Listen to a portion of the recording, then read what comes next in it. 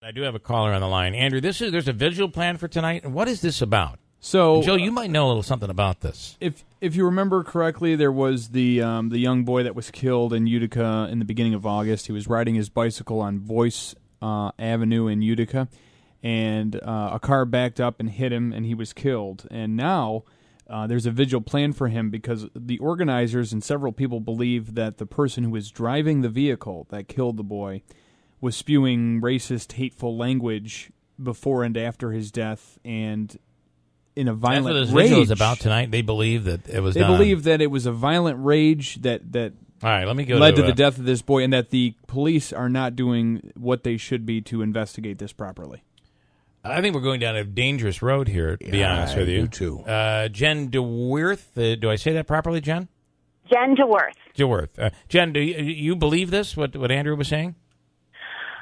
So, in speaking with the family members, a few family members, and a clergy person who has been providing pastoral care to the family recently, we believe that we may need to shed light on what happened in order to get a full and fair investigation that would lead to justice for Kazir and his family.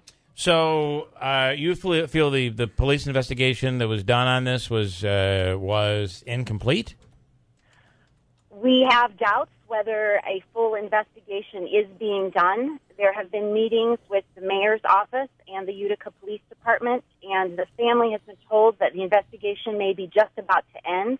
But from what they can tell, most of the people who witnessed the event have not been interviewed, and therefore we doubt that the investigation should be completed at this time. I want to ask you, people that have witnessed the event, would you admit that this was an accident? It is not clear to us whether this was a complete accident or whether it was an accident that comes with it with callous indifference. Okay, the driver of the vehicle appears to have been frequently spewing racist hate speech at the children in the on the block. And when he pulled out, according to some witnesses, he did not get out of his car to see what happened. He did not express any remorse or sorrow or sympathy. Well, you're not required. I mean, that would not make a person guilty if they're. No. Although it makes you really wonder about a person if they didn't have any sympathy. But it makes us wonder whether a full investigation is being pursued, and our primary goal is to provide support for the family and the neighborhood tonight at 5:30, and our secondary goal is to put the district attorney, the Utica Police Department, and the mayor on notice that even though this was a black child, we are paying attention.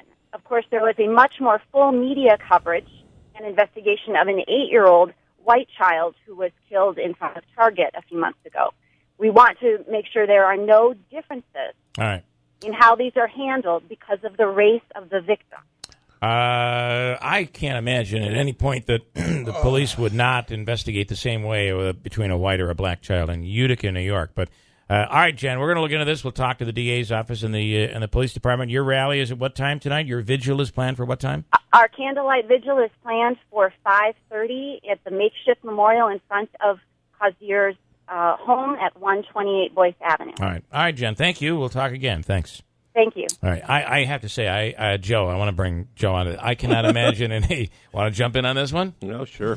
I can't imagine in any situation the DA's office, the Utica Police Department, which, by the way, is a very diverse police department to begin with. I have to tell you. Ever look at a case differently based on the color of a child's skin? First of all, it's a sad situation. And I also say one thing?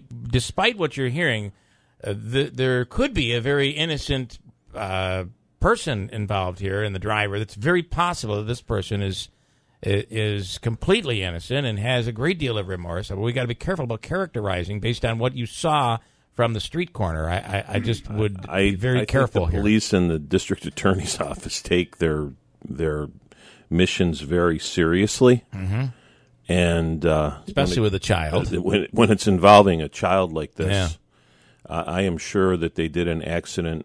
Well, they would do an accident. Sounds like the reconstruction investigation anyway. is still underway right now. You know, I again, those are, okay, there's suspicions on the part of some people, but, I guess the question is a little national politics pouring over into Utica and creating something that isn't there?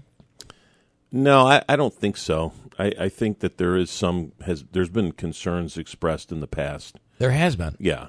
Well, you mean of that kind of arc almost on the same plane, as what's going on nationally. You mean that a black person in Utica might not get the same attention as a white person? No, I didn't say that they're not going to get the same attention, but I think that there's been concerns expressed. Minorities might. I'm trying to figure out what you're saying. So what I'm trying to say is that I think that some of these suspicions, some of these allegations, some of these feelings have existed, okay, and they're just arcing at the same time as the national. Okay.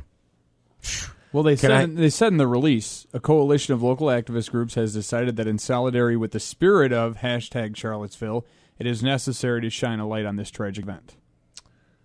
Boy, I don't know. I just want to say to the parents, as a young parent myself, I am so sorry that happened. Yeah. And it's I just can't imagine, and I'm really sorry. At the same time, this is a pretty big allegation to make.